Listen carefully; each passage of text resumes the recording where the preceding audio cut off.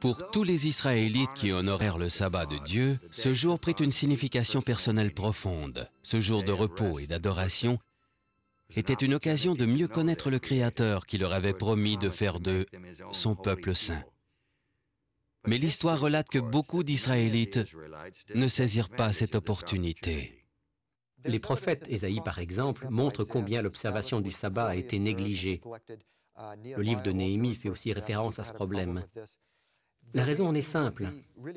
Le peuple avait perdu de vue la seigneurie de Dieu.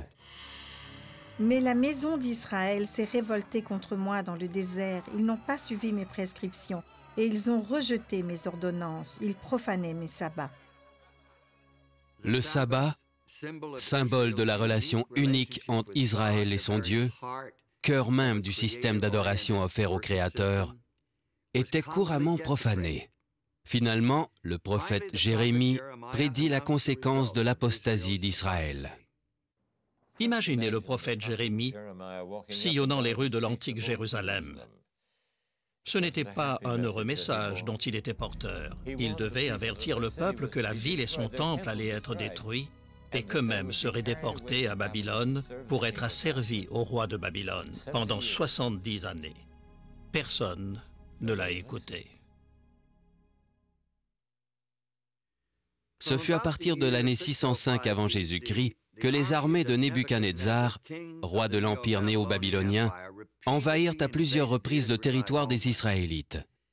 Babylone finit par détruire la capitale, Jérusalem, et emmena la presque totalité des habitants en exil. Une partie des captifs se retrouva à Babylone, tandis que le reste était éparpillé dans l'empire. Loin de leur patrie, loin de tout ce qui leur était cher, bien des Juifs ont commencé à se rendre compte de leur terrible erreur. Beaucoup d'entre eux ont pris conscience qu'ils devaient revenir au Dieu de leur père et au culte d'adoration de leurs ancêtres. Un grand nombre de ces Juifs, des hommes compétents, s'étaient élevés à des postes de haute responsabilité. Daniel, par exemple, a occupé la fonction de premier ministre à Babylone. Et quand l'empire médo-perse s'est imposé, il a été élevé au rang de président du pays. C'est Daniel qui a amené Darius le Mède à reconnaître le Dieu des cieux. Je donne l'ordre que dans toute l'étendue de mon royaume, on ait de la crainte et du respect devant le Dieu de Daniel, car il est le Dieu vivant et il subsiste à jamais. Son royaume ne sera jamais détruit et sa domination durera jusqu'à la fin.